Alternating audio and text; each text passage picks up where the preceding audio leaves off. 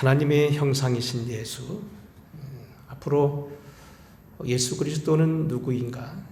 기독교의 가장 중요한 메시지인데 사실 굉장히 설명하기가 용이하지 않은 그런 말씀이지만 앞으로 집중적으로 한 8주에 걸쳐서 설교하겠습니다.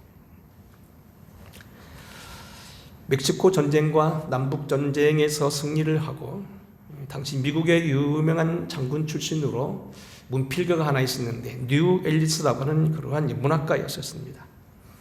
1881년부터 85년까지 6년간 터키 대사를 지낸 만큼 국가에서 인정하는 그러한 인텔리겐차, 학문과 지식이 뛰어난 사람이었습니다. 본래 이분은 신앙이 있는 사람으로서 교회를 다니던 사람인데 한 가지 교회에 갈 때마다 불만적인 건 이런 거였습니다. 예수는 훌륭한 위인이요, 선생이요, 교사인데, 도덕가인데 왜 교회만 가면 그 이상으로 말하는가? 예수님은 분명히 훌륭한 위인이요, 성인 군자요, 우리에게 많은 지혜와 지식 그리고 총명을 주는 분이면 분명한데 왜 주님이 부활하셨다? 하나님의 아들이라? 구원받는다? 그런 얘기를 하는가? 여기에 대한 불만이 있었습니다. 그래서 어느 날 그가 결심을 하고 반박의 책을 쓰기로 시작합니다. 과학의 시대에 양민을 우려하고 사회를 혼란케 하는 도덕적인 비리와 교회의 잘못된 관행을 바로잡겠다는 그런 마음으로 책을 쓰기로 하고 10장에 걸쳐 책을 쓰기로 하고 조사를 시작합니다. 정확한 자리를 확보하기 위해서 백과사전을 뒤지게 되고 많은 고서와 책을 뒤지게 되고 더 나가서는 세계 최고의 박물관이었던 대형 박물관과 프랑스 루브르 박물관을 전전하게 됩니다. 근데 놀라운 건 뭐냐면 그 뒤로 몇 년 안 되어서 그가 펜을 던져버리고 다른 책을 쓰게 되는데 우리가 잘 아는 1880년대에 저 유명한 책 베이너라고 하는 책을 쓰게 됩니다. 텔레비에도 영화로 되어서 명절이 되게 되면 꼭 나오게 되는 이 유명한 베너라는 이야기는 본래 제목이 그리스도 이야기입니다. The Story of Jesus Christ. 제목이 말하듯이 이 책은 예수 그리스도가 누구냐는 것을 생생한 체험을 했던 그 당시 베너라고 하는 사람을 등장시켜서 예수가 누군지를 그리기 위한 유명한 작품입니다. 영화 얘기를 좀 해보겠습니다. 주인공 베너는 예수 그리스도와 같은 시대에 토호, 상당히 부자고 많은 재산을 가지고 있는 유대인으로 태어납니다. 그런데 어느 날 팔레스타인에 총독이 지나가는 모습을 구경하다가 그 여동생이 기왓장을 떨어뜨리는 바람에 총독이 다치게 되면서부터 총독을 죽이려 했다는 그런 혐의를 쓰고 결국 노유동생을 대신해서 노예선을 타게 됩니다. 가장 위중한 죄수로 전락한 베너는 노예선을 타는 가운데 바다에서 벌어진 해전에 참여하게 되고 우연찮게 그 모든 해전의 주인공이 됐던 로마인 호민관을 위험에서 건져내고 그 생명을 구원해주는 바람에 나중에 그 양자가 되고 로마 군인으로서 훈련을 받게 됩니다. 결국 그는 자기 고향에 돌아와서 자기 가족을 찾아내기 시작해서 자기가 노예선으로 끌려간 그 이후에 자기의 어머니와 노이가 문둥병이 걸려서 객지를 쫓겨났다는 소식을 듣고 어머니를 찾아다닙니다. 근데 그 정말로 문둥병이 되어서 온 얼굴과 몸에 환자투성했던 그가 십자가 아래 밑에서 기적적으로 치유되는 방면을 보고서 그때부터 칼을 집어던지고 복수의 칼이 아닌 사랑의 그리스도로 귀의한다는 그러한 내용입니다. 장장 3시간 내지 4시간 걸치는 거 그전에 영화에서 본 것이 제가 제일 중요했는데 요즘에 다시 쳐다보니까 영화에 있는 것은 많이 잘라 먹었더라고요. 여튼 오늘 이 그리스도 이야기 베너라고 하는 소설은 1880년대에 만들어져서 연대가 좀 잘못됐나요? 1959년 와일러 감독이라는 감독이 이것을 영화로 만들었는데 그 영화를 보면서 노인 작가 이렇게 말했답니다. 주여 저것이 제가 쓴 작품입니까? 그랬다는 거예요. 특별히 영화로 만들어진 베너는 세계 최고의 영화상이었던 아카데미상을 아마 내일 다시 또 발표하는 걸 알고 있습니다만 11개의 부문을 석권하면서 전 세계에 알려진 유명한 작품입니다. 문제는 이 베너에서 그리고 했던 뉴 앨리스 작품은 뭐냐면 예수가 도덕적으로 말했던 그러한 분이 아니었다는 겁니다. 당신의 불만은 교회에서 그리스도를 유대한 스승, 도덕가, 윤리가, 그리고 성인 군자에 불과한 것으로만 말했는데 그가 구세주였다는 것을 깨닫게 되고 그 영접하는 과정을 이 소설을 통하여 자세히 말했던 것입니다. 자, 이제 오늘 우리는 앞으로 이 기독론이라고 하는 것, 예수는 누구냐는 것을 공부하게 될 겁니다. 어떤 사람은 지금 말한 대로 이 배너의 작품을 썼던 뉴웰리스처럼 도덕가로 알고 있고요. 어떤 사람들은 교육가로 알고 있고요. 어떤 사람들은 영성가로 알고 있고요. 어떤 사람들은 대중을 선동하는 다중 선동가로 알고 있지만 정확한 예수는 누구냐는 겁니다. 그래서 오늘 우리는 지난주에 공부했듯이 찰스 댄시라는 사람이 이렇게 말했습니다. 만일 이 방에 셰익스피어가 들어오면 우리는 그를 영접하기 위하여 모두 일이 일어날 것이다. 만일 예수께서 여기 오게 되면 나는 그 발 아래 엎드려 그의 옷 뒷자락에 입을 맞출 것이다. 훌륭한 셰익스피어, 영국을 전 세계에 드러내겠던 유명한 작가였던 셰익스피어가 들어오면 인간의 예를 다 하지만은 하나님의 아들 예수는 그 이상이라는 겁니다. 그 발 앞에 엎드려 경배하며 그의 발 아래 엎드려 그의 옷자락에 입을 맞출 거라는 겁니다. 너희가 동서남북 어디를 가든 예수 그리스도의 품이 안기기 전에는 참 안식이 없다고 말했던 어거스틴은 과연 어떻게 말했냐는 겁니다. 오늘 특별히 우리는 이 기독론 예수가 누구냐고 하는 본질에 대해서는 골로새서를 좀 공부하겠습니다. 골로새는 지명 이름인데 터키에 뭐 이런 성경에 나오는 나우디게아나 히에라폴리스에는 조그마한 그런 소도읍인데 이 교회에 교회가 있었는데 바울이 개척한 교회는 아니었고 바울에게서 공부한 듯한 에바블로라는 사람이 가서 개척한 교회였습니다. 그런데 이 골로새 교회는 사도 바울이 개척은 하지 않았지만 그의 제자가 개척한 교회로서 상당히 거기에 애정을 갖고서 무척 많이 말하고 있는 그런 성경이었습니다. 그래서 1장 7절 8절 이렇게 말합니다. 이와 같이 우리가 함께 된 종된 사랑하는 에바브라에게 너희가 배웠나니 그런 너희를 위한 그리스도의 신실한 일꾼이요 성령 안에서 너희 사랑을 우리에게 알린 자니라. 바울의 제자였던 에바브로 디도가 개척하고 그에게 설교 들었던 이 골로새 교회에서 갑자기 한 소식이 날라옵니다. 골로새 이단이라고 하는 이단자들이 와서 소위 말하자면 요즘은 노스틱주의, 우리가 말하고 있는 모든 이단이 뿌리가 이 노스틱주의입니다. 우리가 뭐 신령하다고 말하는 신령협이라고 말하는 통일교회 문성명, 또 요즘 크게 유행하고 있는 신천지, 또 하나님의 교회, 아무개 전부 이 뿌리입니다. 그래서 이 골로새 교회에 이러한 이단자들이 들어와서 좋지 아니한 영향을 끼쳐주고 복음의 순수함을 깨뜨리며 가정을 파괴하고 세상을 요람스럽게 했던 소식을 듣고 사도 바울이 쓴 편지가 바로 골로새입니다. 그러기에 골로새서는 다른 서신에 비해서 예수가 누구냐는 기독론의 강한 정통한 서신입니다. 앞으로 이제 이 골로새서를 중심으로 해서 앞으로 7주간, 지난주까지 8주간을 예수 그리스도에 대해서 집중 공부할 것입니다. 첫째, 오늘 여기 이 골로새서에 들어와서 1장에 보게 되면 사도 바울은 하나님의 감동을 받고 예수를 대하여 뭐라고 말하느냐, 크게 오늘 두 가지입니다. 13절입니다. 그가 우리를 흑암의 권사에서 건져내사 그의 아들의 사랑으로 나라에 옮기셨으니 그 아들 안에서 우리가 속량 곧 제사함을 얻었도다. 우리가 오늘 두 가지를 공부할 건데요. 첫 번째는 뭐냐면 그가 우리를 죄에서 건져냈다는 겁니다. 우리를 흑암에서 건져내셔서 사랑의 아들의 나라로 옮겼다는 겁니다.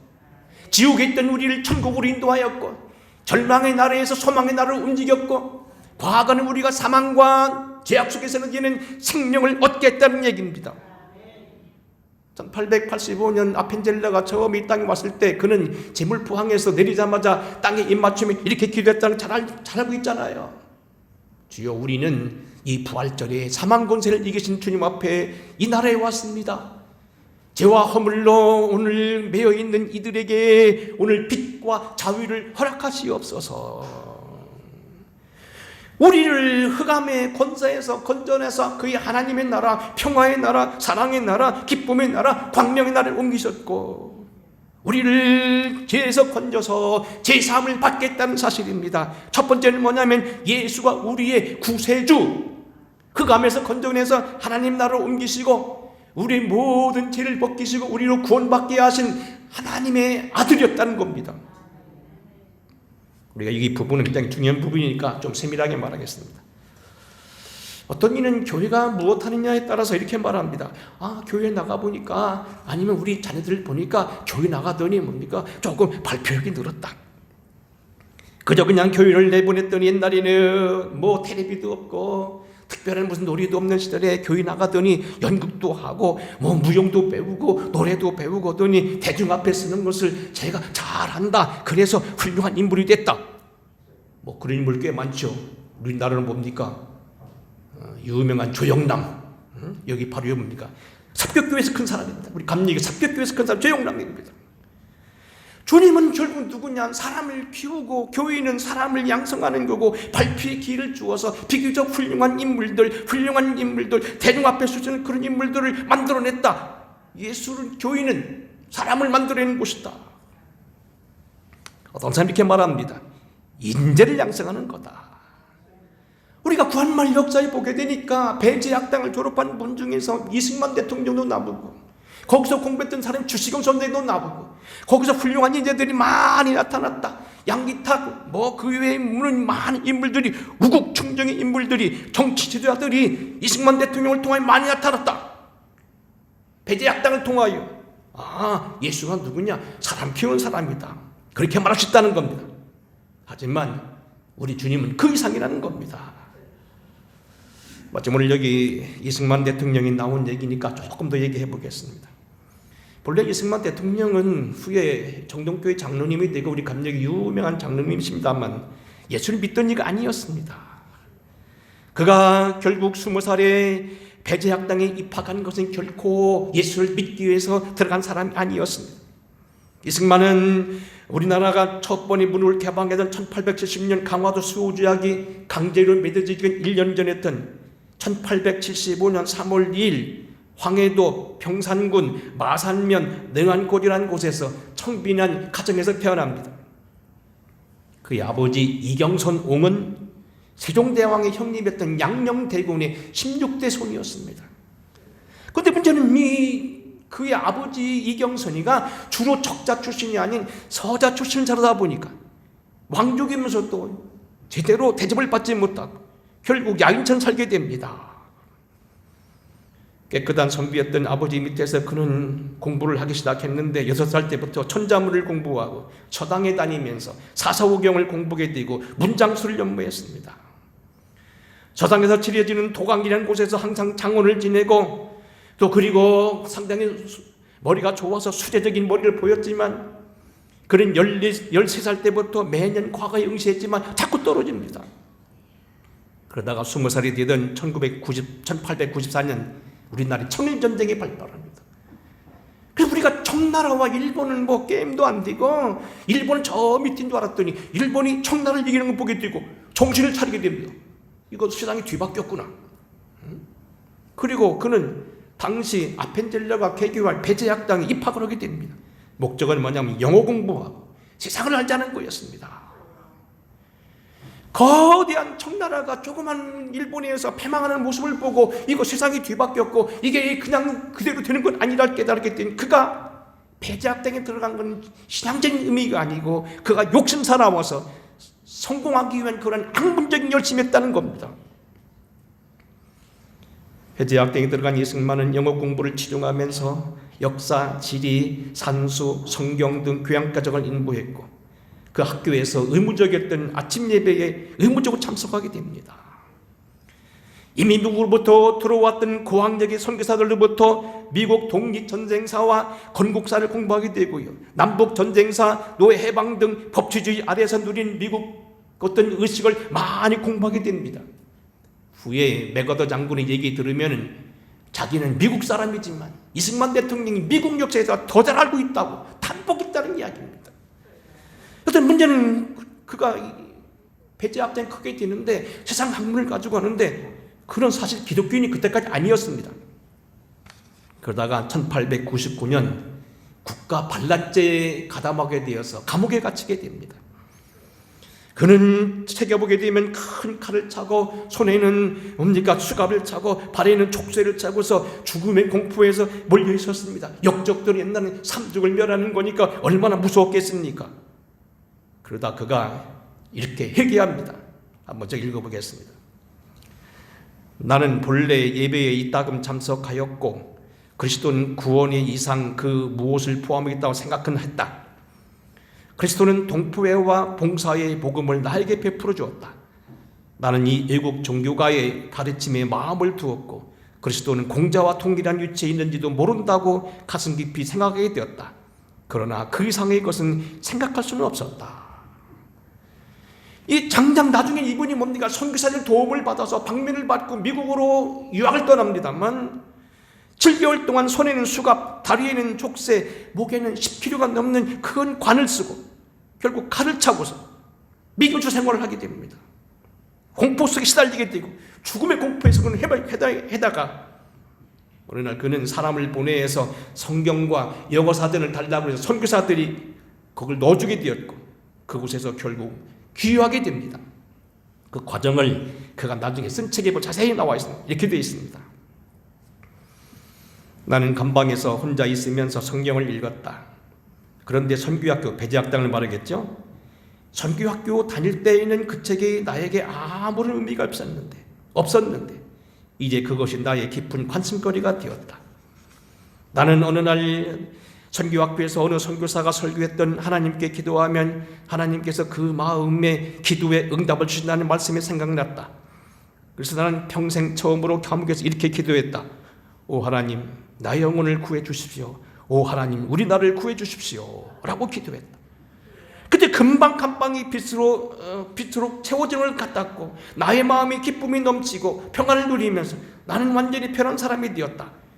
동시에 그때까지 내가 선교사들과 그들의 종교에 대하여 가지고 있던 증오감 그리고 그들에 대한 불신감이 사라졌다. 나는 그들이 우리에게 자기들 스스로 값지게 여기는 것을 주기 위해서 왔다는 것을 알게 되었다.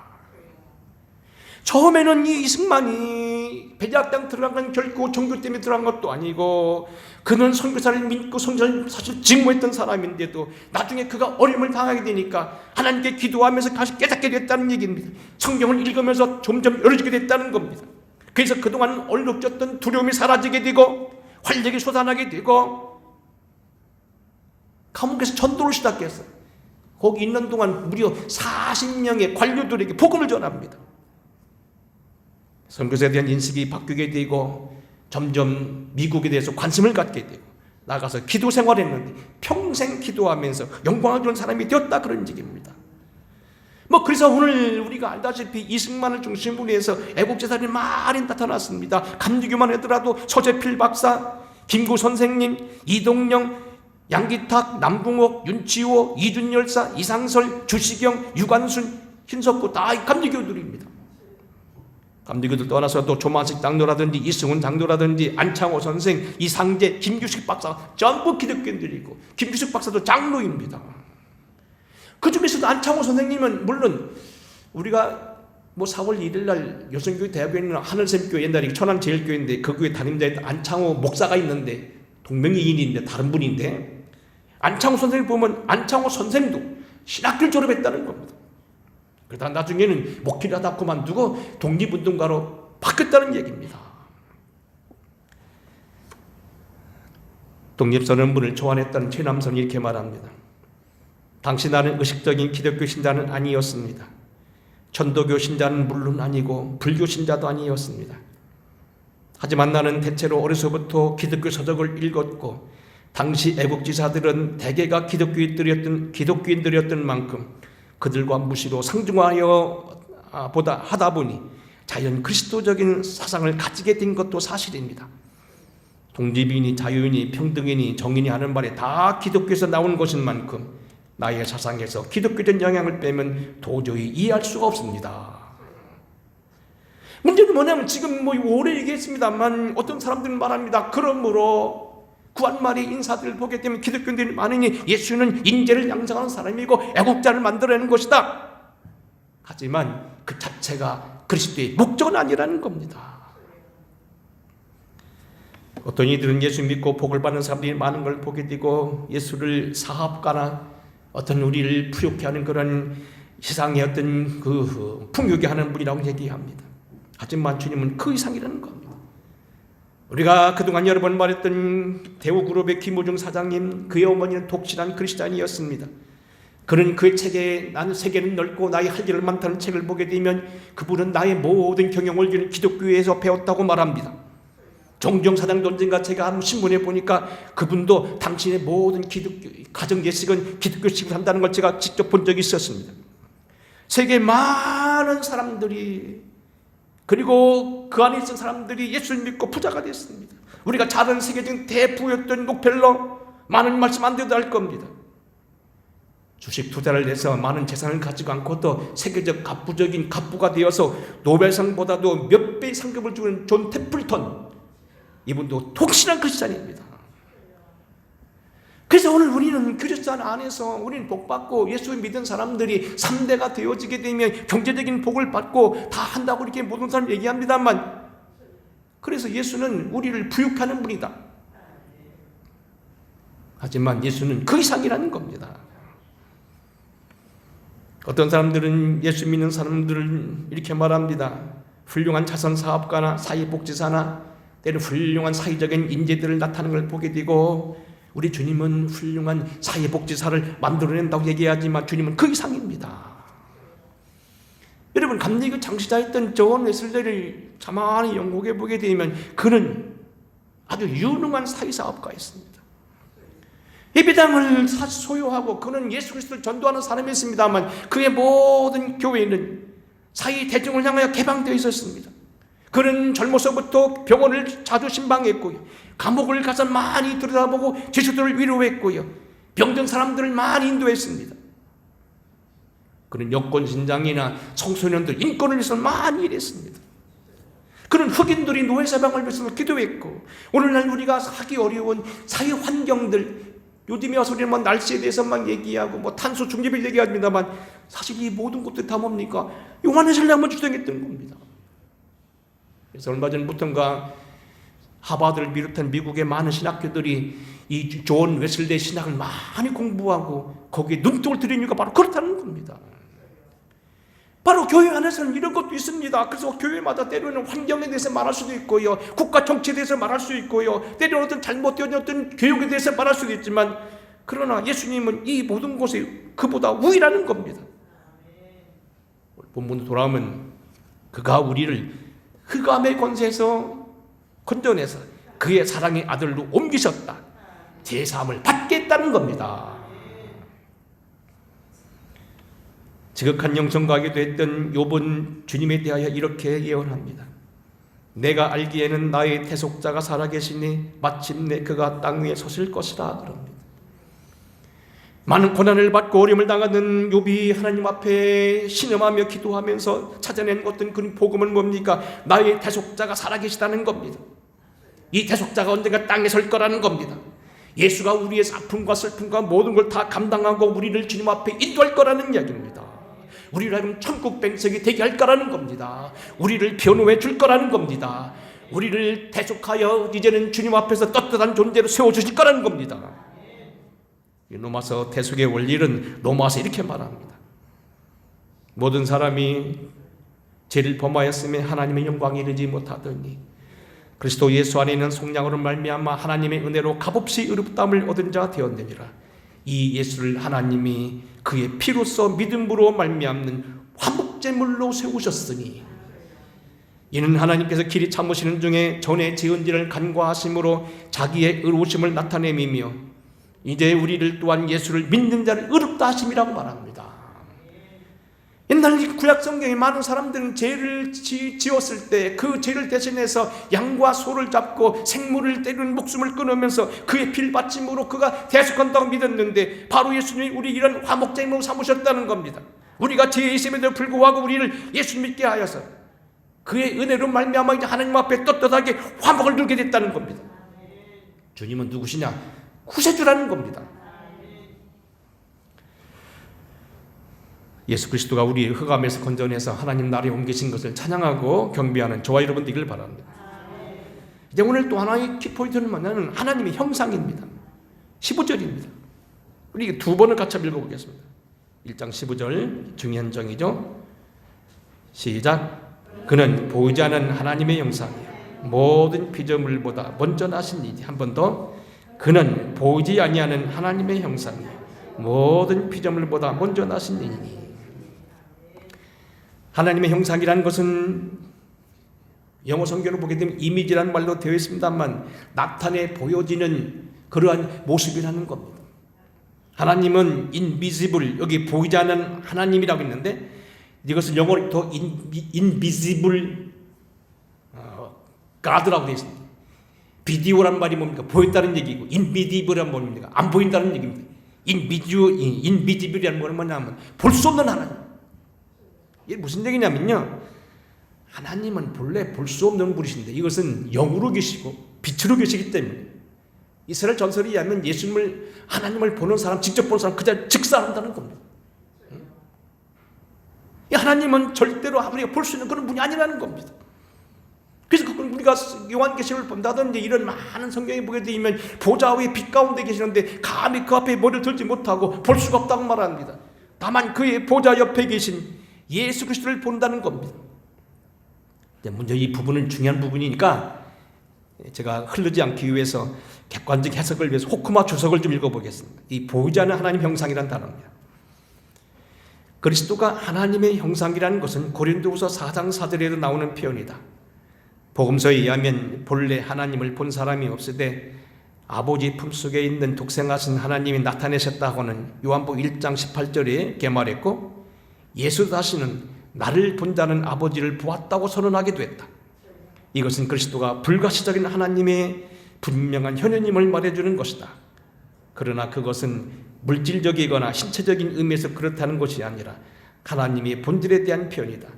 다시 말하면 그것은 실체, 본성, 그리고 영원성에 있어서 성부와 그리스도가 완전히 동등됨을 갖는다는 것을 의미한다, 이렇게 말했습니다.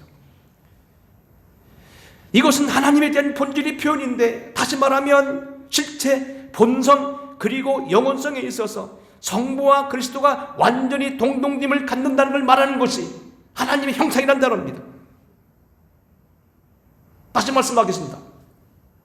제가 아까 서두에 이런 말을 했지요. 기독론을 앞으로 공부하게 되는데 가장 중심적이면서도 해석하기 어렵다는 것은 바로 그겁니다. 하나님은요, 우리 설명으로 불가능합니다. 우리가 많이 쓰고 있는 삼일체 단어에 대해서는요, 지금 역사적으로 볼 때 정확하게 설명할 사람이 아무도 없다는 겁니다. 정확하게 설명할 표현이 없고 말이 없다는 겁니다. 저는 그래서 가끔 이렇게 표현합니다. 그 전에 보니까 시골에서 골목에서 개를 만나고 닭을 만나면 방법이 틀려집니다. 조그만 골목을 가다 보면 닭을 만나면 독을 깨꼬꼬꼬꼬 하면서 막 앞으로 갑니다. 같이 갑니다. 막 죽을 둥을 싸고 막 꺾꺾꺾 갑니다. 개는요 싹 비깁니다. 왜 그렇습니까? 개의 머리와 닭의 대기에 벌써 착가 있다는 겁니다. 여러분, 밤에 보면 여러분 고양이 눈은요 많이 숨겨진 것도 다 찾아냅니다. 그래서 고양이 눈을 가지면 쥐를 찾아냅니다. 근데 개는요 따라다닙니다. 동고박하듯 저기 들은 벌써 컹컹컹컹 짖습니다. 개는요 귀가 발달해서 빨리 10리 바깥에 20리 바깥에 다 듣는다는 겁니다. 우리 오늘 인간의 말, 인간의 지성, 인간의 눈으로는 볼 수 없는 하나님이라는 겁니다. 우리 이걸 인정해야 됩니다. 결국 얘기는 무슨 얘기냐면 하나님의 가장 위대한 종류의 하나였던 모세도 엘리야도 하나님을 보기 원해서 하나님을 보게 되는데 그들도 뭡니까? 하나님을 지나가는 모습, 덩어리만 봅니다. 열왕기상 19장에 보게 되면 엘리야가 주님을 만나는 장면이 나옵니다. 출애굽기 34장에 보게 되면 이스라엘이 범죄한 가운데서 그 회개하던 모세에게 하나님 보여주시는데 하나님 덩어리만 보여줍니다. 그러고도 얼굴이 빛났습니다. 그 뒤로는 계속해서 모세의 얼굴이 그의 얼굴을 수건 덮었다는 겁니다. 그런데 뭡니까? 덩어리만 봐도 그러는데 직접 보면 죽는다는 겁니다. 그런데 이 보이지 못하는 하나님 빛 가운데 계셔서 정말 우리로 하여금 이 무서운 이 하나님의 존재를 볼 수 있는 그 본체가 누구냐? 예수 그리스도라는 겁니다. 볼 수 없는 하나님, 영으로 계신 하나님, 빛 가운데 계신 하나님, 이 거룩한 하나님을 깊은 속에 있는 것을 볼 수 있는 그 본체, 그 초점이 누구냐면 예수 그리스도라는 겁니다. 고린도후서 4장 4절입니다. 그 중에 이 세상의 신이 믿지 아니하는 자들의 마음을 혼미케 하여 그리스도의 영광의 복음의 광채가 비치지 못하게 하나니 그리스도는 하나님의 형상이니라. 여기도 똑같이 말하고 있습니다. 하나님을 볼 수 없대. 하나님을 볼 수 있게 하는 분이 예수라는 겁니다. 빌립보서 2장에 보게 되면 하나님의 본체라고 말하고 그의 신분이 하나님과 동등되다고 말합니다. 빌립보서 2장 6절입니다. 그는 하나님의 본체시나 하나님과 동등됨을 취할 것으로 여기지 아니하시고 그랬습니다. 요한복음 1장 1절부터 이렇게 말합니다. 주님이 말씀이신데 이 말씀이 곧 하나님인데 이 말씀이 우리에게 나타나셨다는 겁니다. 태초에 말씀이 계시니라. 이 말씀이 하나님과 함께 계셨으니 이 말씀은 곧 하나님이시라. 그가 태초에 하나님과 함께 계셨고 만물이 그를 말미암아 지은 바 되었으되 지은 것이 하나도 그가 없이 된 것이 없느니라. 그 안에 생명이 있었으니 이 생명은 사람들의 빛이라. 빛이 어둠에 빛이 돼 어둠에 깨닫지 못하더니 참빛 곧 세상에 와서 각 사람의 비추는 빛이 있었나니 그가 세상에 계셨으며 세상이 그는 알지 못하였으되 영접하는 자 곧 그 이름을 믿는 자들에게는 하나님의 자녀가 된 권세를 주셨으니 곧 이는 혈통으로나 육정으로나 사람의 뜻으로 난 것이 아니고 오직 하나님께로 나타난 자라고 말합니다. 근데 그 밑에 들어가면 14절 이렇게 말합니다. 말씀이 육신이 되어 우리 가운데 거하심에 우리가 그의 영광을 보니 아버지의 독생자의 영광이요 은혜와 진리가 충만하더라. 본래 하나님을 본 사람이 없을 때 아버지 품속에 있는 독생하신 하나님이 나타내셨느니라 그랬습니다. 나타나신 것이 아니라 나타내셨다. 주님이 나타내 보였다는 겁니다. 당신을 보이는 것이 바로 예수라는 겁니다. 그래서 예수님께서 뭐라고 말합니까? 내가 곧 길이요 진리요 생명이니 나는 말미암지 않고는 아버지에게 갈 자가 없고 너희가 나를 알았다면 아버지라는 것이고 나를 만났으면 너희가 아버지를 만난 것이다. 당신이 아버지의 대변자라는 겁니다. 참 그래서 이게 굉장히 좀 해석이 우리 머리는 어려운 건데 우리 그렇게 삐져야 됩니다. 특별히 오늘 본문 말씀 한 절 더 읽으면 여기 16장입니다. 여기 본문 말씀 이거 보게 되면 몇 절입니까?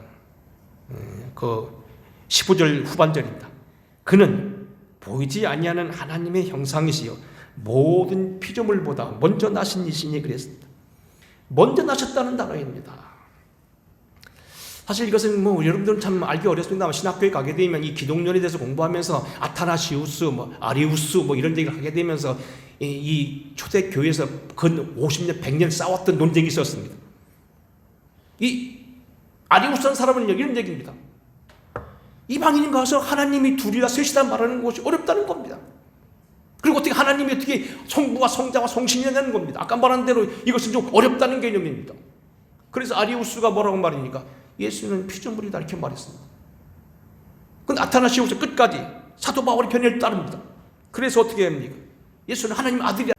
호코마 주석을 읽어보겠습니다. 오늘 여러분 굉장히 제일 어려운 8시간 중에 제일 어려운 부분을 공부하는데 한번 들어두셔야 됩니다. 한번 읽어보겠습니다. 모든 피조물보다 먼저 나신 자란 본문을 문자적으로 해석하면 그리스도가 하나님의 피조물로서 최초로 창조된 피조물을 말해주는 것을 이해할 수도 있다. 실제로 이단자 아리우스는 본절을 근거로 그리스도도 피조되었다고 주장했다. 그러나 본문은 결코 그렇게 이해할 수 없다. 이것은 성경의 다른 본문들과 조화를 이루지 못한다. 본문이 뜻한 바는 그리스도가 시간적으로 만물의 창조 이전에 존재했고 그런 만큼 만물에 대한 우월성을 갖는다는 걸 말해준다. 복잡한 해석은 이렇게 이것입니다. 보세요. 특별히 우리는 아까 말한 대로 이 좀 솔직한 말로 닭과 개를 얘기하면서 개의 지능과 닭의 지능이 다르다고 얘기했고 사람과 벌써 돼지의 지능이 다르고 우리와 하나님과는 비교할 수 없는 것. 우리가 하나님의 존재를 성삼위일체를 아무도 제대로 설명해내는 학자가 없다는 겁니다. 지금껏 이걸 억지로 풀다가 이단자가 됐다는 겁니다. 그런데요 분명한 건 뭐냐면 우리가 성경이 가르쳐준 범위에서 보게 되면요, 이 나셨다는 단어입니다. 우리가 나셨다 하면은 어떡합니까?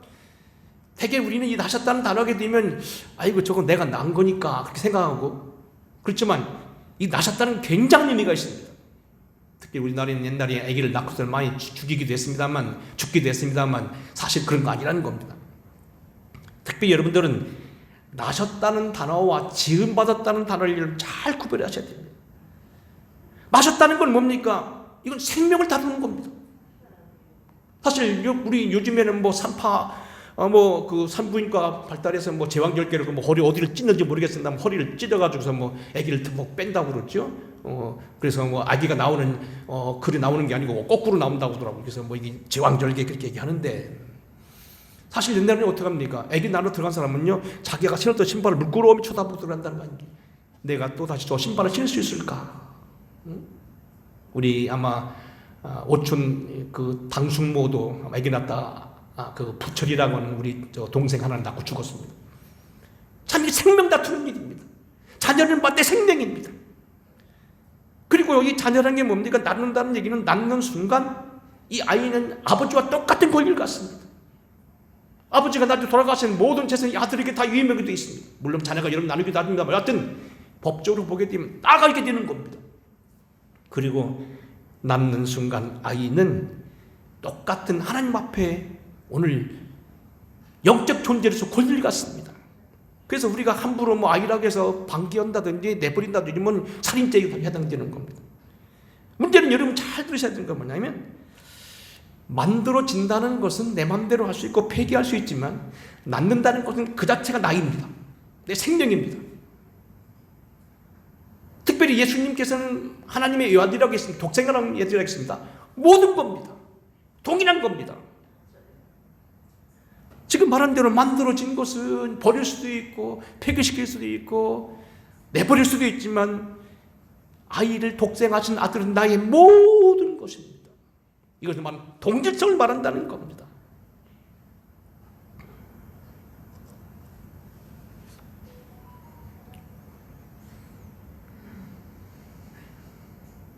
요한복음 8장 58절에 보게 되면 예수님이 유대인들을 대화하면서 이렇게 말씀하십니다. 진실로 진실로 너에게 이르노니 아브라함이 나기 전부터 내가 있느니라. 사실 영어법 보게 되면 아브라함이 있기 전에 나도 있었다 해야 되는데, 아브라함이 전에부터 나는 있느니라. 이게 무슨 얘기야? 시간의 제약을 안 받는다는 겁니다. 스님 말대로 시간도 피조물입니다. 우리 인간이 그렇게 벗어나기 힘드니 아무도 시간 안에 자유할 수 없고 모든 만물이 다 시간 안에서 다 사라져갑니다만 이 피조물조차 시간조차 피조물이라는 겁니다. 하나님이 이 모든 피조물이 시간을 뛰어넘는 분이라는 겁니다. 그분은 영원하신 분이라는 겁니다. 아까 말한 대로 삼위일체 교리가 어렵듯이 이거 설명하기 제일 어렵지만 문제는 뭐냐, 이것은 뭡니까? 하나님과 예수는 동일이라는 겁니다. 여러분 가운데 한번 물어볼까요? 여러분 아들 이기는 아버지 있습니까? 그 바보입니다. 세상에도 그렇게 묻는 얘기 그러잖아요. 세상에 뭡니까? 바보들이 몇 있다는데 아들을 이기려고 하는 아버지, 마누라 이기려고 하는 남편, 그것도 바보랍니다. 못 이긴다는 겁니다. 못 이겨요. 김장모님, 정원사님 못 이겨요. 그리고 하나님 이기려고 하는 인간, 바보라는 겁니다. 우리 이승장 원사님 때로는 아들 레위가 따로 살면서 여러 가지 애정이 많이 있겠습니다만, 사실 이승장 원사님 보니까요, 지난번에도 땅 하나 팔았나요? 다들 줬더라고. 갑자기 보니까 내 것이니까요. 줘도 감이 없는 거예요. 또 줘도 좋은 거예요. 아들은 다 나나 마찬가지입니다. 나는 언젠가 시간 뒤면 세상을 떠날 거고 내 아들은 나를 뒷받침할 겁니다. 그게 바로 나라는 얘기입니다. 바로 여기서 말하고 있는 것은 피조됐다는 얘기가 아니고 하나님과 동동되다는 겁니다. 히브리서 1장 3절입니다. 이는 하나님의 영광의 광채시요 그 본체의 형상이라. 그의 능력의 말씀으로 만물을 붙드시며 죄를 정결하게 하는 일을 하시고 높은 곳에 계신 지극히 높은 이의 우편에 앉으셨니라. 그가 천사보다 훨씬 뛰어남은 그들보다 더욱 아름다운 이름의 기업으로 얻으심이니 하나님께서 어느 때 천사들 중 누구에게 너는 내 아들이라 내가 너를 낳았다 하셨으며, 이 낳았다는 단어는 참 우리가 이해하기 어려운 단어고 그 말밖에 표현이 안 됩니다만, 그래서 여기서 나오는 건 뭐 신학적인 유출설이 있습니다. 이건 하나님이 그렇게 하다 보니까 태어났다는 겁니다. 바로 하나님의 존재가 예수로 표현됐다는 겁니다. 천사들의 관하에는 그는 그의 천사들을 바람으로 그의 사역자들을 불꽃으로 삼으시나 하였으되, 아들의 관하에는 하나님이 주의 보좌는 영영하며 주의 나라의 귀는 영원한 공평한 균이다 말했다는 것. 요한계시록 5장에 보게 되면 천군의 거긴 하늘의 보좌의 비밀이 나옵니다. 하나님 높은 보좌 앉아 계셨는데 우편에 앉아 계신 분이 예수고, 그들이 이렇게 말하는, 제가 읽어볼게요. 또 내가 들으니 하늘 위에와 땅 위에와 땅 아래와 바다 위에 또 그 가운데 있는 모든 피조물이 보좌에 앉으신 이와 어린 양에게 찬송과 존귀와 영광과 권능이 세세토록 있을지어다 하니 내 생물이 엎드려 아멘하고 장로들은 경배하더라. 보세요. 보좌에 앉으신 이와 어린 양 동격입니다. 하늘의 광경인데요, 하나님 보좌가 이렇게 있어서 아까 말했는데 하나님은 거대히 보지 못하는데 큰 의자만 보이는데 그 옆에 바로 예수님이 계셨는데, 천사들이 수없는 천군 천사들이, 그리고 거기는 네 생물이, 그리고 거기는 24장로가 다 경배하되 그분을 같이 경배하다는 겁니다. 그 앞에 엎드리다는 겁니다. 하나님과 예수는 동일하다는 겁니다. 오늘 여러분 어려운 설교 들었습니다만 꼭 기억하실 것만은, 아까 말한 예수를 어떤 사람은 도덕가로 볼 수 있고요, 배너를 썼던 뉴웨일스 장군은 불만이 뭐냐면 왜 예수를 신격화시키느냐, 훌륭한 선생님, 훌륭한 선생님, 교육자로서는, 교양가로서는 족한 것이지 왜 그렇게 심각하느냐. 아닙니다. 그러나 맞습니다. 이승만 대통령은 훌륭한 선생님인 줄 알았고 나름대로 선교사를 통해 듣긴 들었습니다만 자기가 체험하기까지는 하나님의 아들 예수로 믿지 못했다는 겁니다. 우리는 여러분 정확한 하나님을 믿어야 됩니다.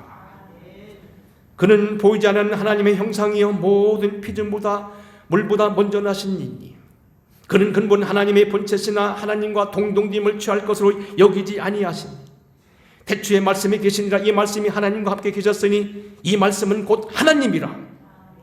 내가 곧 길이요 진리니 나를 말미암지 않고 내 아버지께 올 자가 없느니라. 너희가 나를 알았다면 아버지를 알았거든 이제부터는 너희가 그를 알았고 또 보았느니라.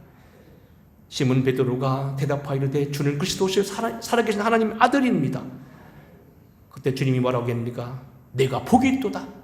내가 그 반석에 내 교회를 세우리니 음부의 권세가 이기지 못하고 내가 내게 천국열쇠를 주리라. 이 바른 고백을 하는 사람들에게 천국열쇠를 주어준다는 겁니다. 감사한 건 이 주님이 우리와 함께 하신다는 겁니다. 참 설명할 수 없고 이해할 수 없고 정말 이게 정말 어려운 말씀이지만 이 말은 진실이라는 겁니다.